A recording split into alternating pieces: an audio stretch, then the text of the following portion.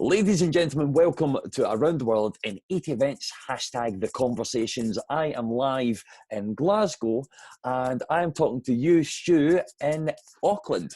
So Stu, hello and welcome along to this exciting episode. Hey mate, how are you? Yeah, good, thank you. Stu, firstly, why don't you tell us and everyone listening about what you do and why you're in Auckland? My name's Stu Hartley. I am here in Auckland, New Zealand, and as you can probably guess, I'm not a native of these shores. I did arrive over here back in 2011, originally from Manchester. Worked in television for a while. Used to be a cameraman and fell into insurance a number of years ago.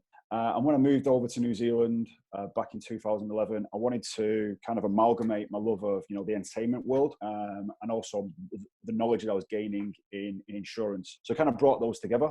And for the last few years here in New Zealand, was trying to create an opportunity to allow New Zealand events to access event insurance, which is obviously a really super niche product in the events industry. But in New Zealand, it was kind of unheard of to a certain extent. Went out really on a limb and set up a company called Event Cover with another business that I've closely worked with over the last couple of years. What a change, eh? It's been a whirlwind of a year, which is obviously amalgamated with this global pandemic. So, what kind of events approach you? Because I know you were working on a new project last year. Primarily, we do a product called event cancellation. The insurance is there to kind of pick up the pieces and put you back in the same position as you possibly would have been. So the inquiries and the events that we work on are pretty varied, from your ma and pa doing a little trade show table to world-class sporting events taking place on New Zealand shores, but also globally. And as you said, we've recently, or over the last year, launched New Zealand's only wedding insurance, which again is part and parcel of it wasn't known, it wasn't really understood, and it certainly wasn't available. So there was an opportunity there to release a wedding product into the market. Unfortunately, with most insurance policies globally, a pandemic of this nature was more often than not excluded, and that was going back to the SARS outbreak a number of years ago. So the fallout from that was the fact that it was very difficult to get cover for an incident of this nature. So both of those sectors are hurting at the moment. So what's your thoughts then for the future? Because now obviously insurance organisations will probably get a wee bit more savvy. What's your thoughts on the future? Do you think things are going to become more complicated? So what we're seeing here, and this is global, the horse has bolted. The house is on fire, and what we're trying to do here is we're trying to insure something that we're already aware of, and that's what we're in at the moment. Those people who don't have insurance now want insurance for pandemic cover or communicable disease, as we refer to it as. It's just unfortunate that it's now no longer unforeseen. It's a known event, therefore it's very, very difficult to insure for something you're already aware of and already could possibly cause cancellation to your event in the future. The insurance market, the numbers that I'm hearing from reports, is probably going to hit claims in excess of $20 billion. And those are for just events alone. So what that will mean going forward is that insurance will probably become more expensive. And it will certainly mean that communicable disease or pandemic insurance will just be either not available or extremely difficult and expensive to purchase. Here in New Zealand, we're probably going to be quite fortunate. Nobody took out this cover. It was just one of those things, we didn't see it coming. We didn't have conversations about it. Other than Bill Gates on a TED Talk, which was probably never even watched back then. No, I certainly wasn't having a lot of conversations regarding cancellation of events due to a communicable disease or a pandemic.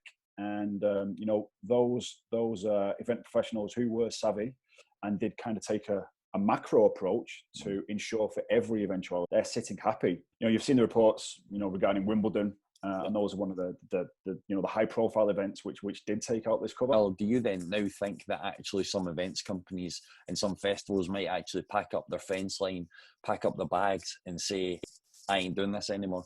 Yeah, I mean, we've seen it already. A downturn of 5 to 10 weeks, which we've had. It was just unfortunate that we came through the nice summer months and we were kind of coming into a period of, still quite a busy period for the events industry.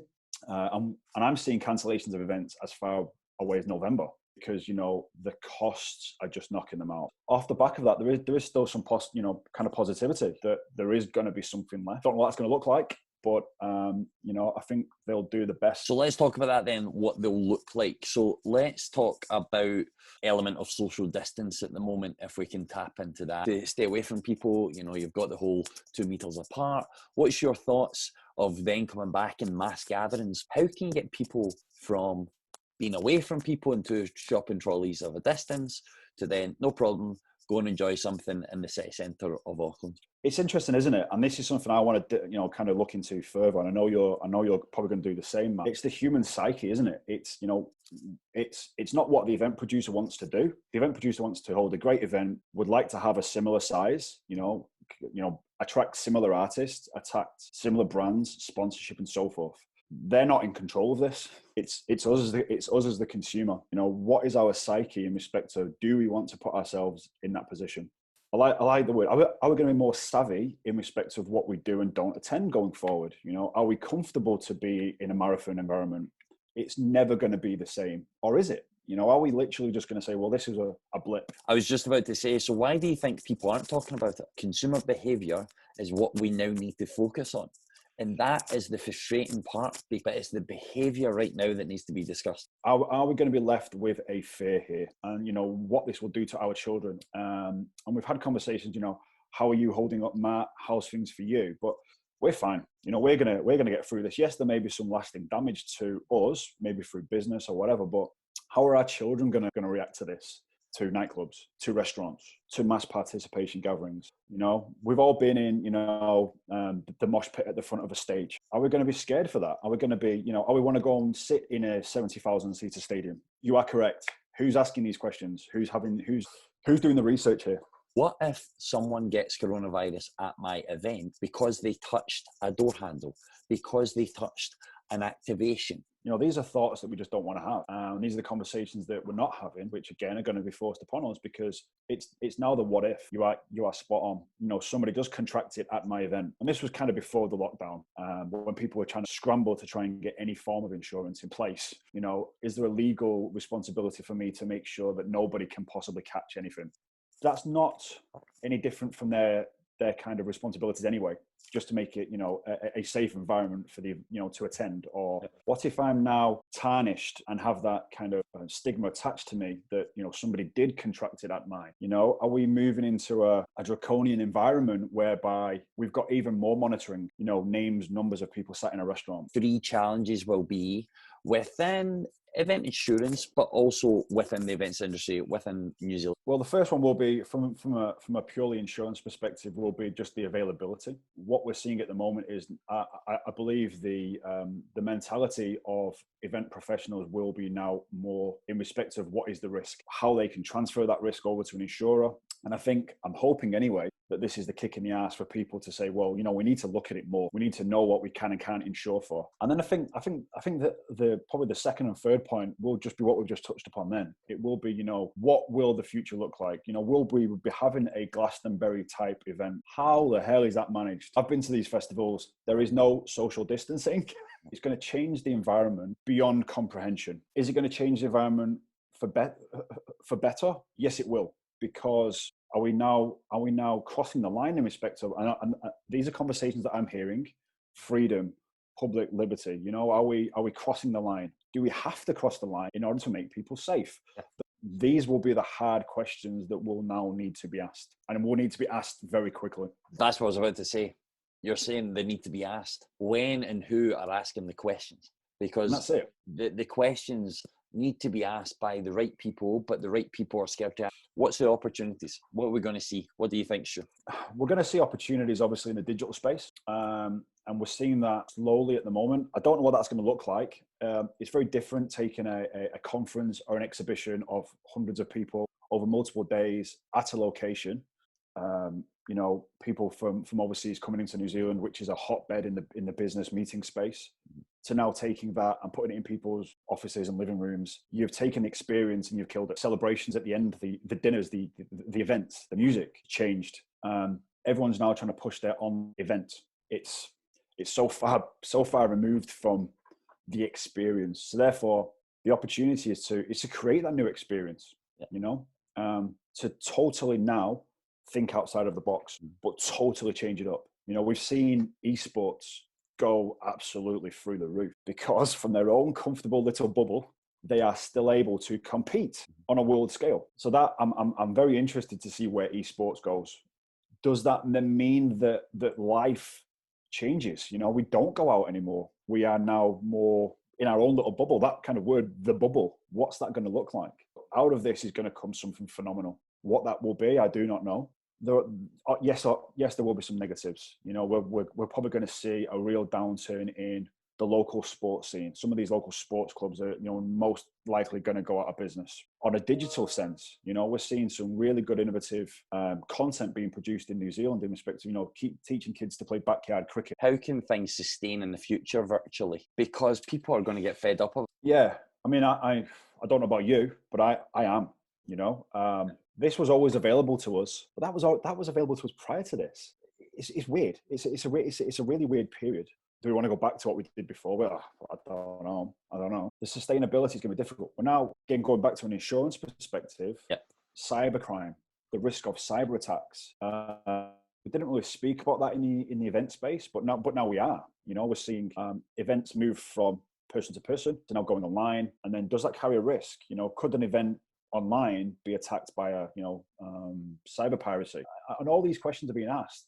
Therefore, from a risk perspective, you know, are we just transferring the risk from one place to another, keeping ourselves healthy and safe from COVID? But then we're spending a lot of money on these new ways of doing things, and then putting ourselves at risk of being hacked. So I think what's really interesting is Burning Man announced recently in the last 24 hours that they're now thinking of doing something virtually. Burning Man was built to not be virtually, like on a virtual platform. It was in the middle of the desert. So do you think actually people are trying to jump onto this virtual bandwagon, but actually it's not going to work, which is a risk in itself? Well, it is, because you then start alienating your clientele. You know, that's a really good example. We have something here in New Zealand which was, you know, of a lesser scale. But you're right, it was all about sustainability. It was taking yourself off the grid and getting back to nature just so you can continue being. Yep. You're then going to dismiss your whole reason for being, package it in a digital sense, which is immediately going to alienate most of your clients by trying to bring them the same experience by taking away the whole experience. So it's a contradiction in itself. Yep. You are right. People are going to lose themselves in trying to survive, which is really sad. You know, it really is. The fact that people just wanted to get away from the rat race, you know, go and be at one. Anything think you've missed? Is there anything you want to add? I think what it is, pal, I mean, what we're doing here now is all we can do. It's have conversation, find out what is happening, speak to people over the other side of the world that you've not spoken to before. The events industry as a whole is a pretty tight industry globally. What are we going to do to combat this? Yeah. You know, that will mean changes, that will mean difficult decisions, that will mean self-reflection, that'll mean, you know, facing our fears. And as we said, whoever's going to start that conversation is going to open up a huge can of worms. People won't like that conversation. They will not want to have that conversation, and it will be forced upon them, and then they'll have to react to that. As I keep on saying to everyone I speak to, the best form here is transparency, just open and honest conversation, which is going to piss people off. It's going to unearth some wounds. It's going to instill fear. But how do you rebuild? You know, we've got to kind of come together. This is fantastic what you're doing here, Matt, because you're giving people the platform just to have these talks, which, you know, you've spent a year around the world filling your little head full of information, and now using that to the advantage of, you know, opening up those conversations that you had, meeting and talking to those people that you've met over the course. And that's fantastic. Absolutely fantastic. You're probably going to start conversations that some people never thought about, you know, and then going to go off, and it's going to be a domino effect. So, you know, I hats off, mate, to what you're doing as well. So Around the World in 8 Events, hashtag the conversation. That was an intriguing part of this series and an episode that I'm sure has been educational. Stu, thank you so much from Auckland. There you are, right there. Thank you so much for being part of today's conversation. Thanks, mate. Appreciate that. Excellent. I was Matt Lamb, and you are listening to Around the World in 80 Events, hashtag the conversation. Now stay tuned for the next episode.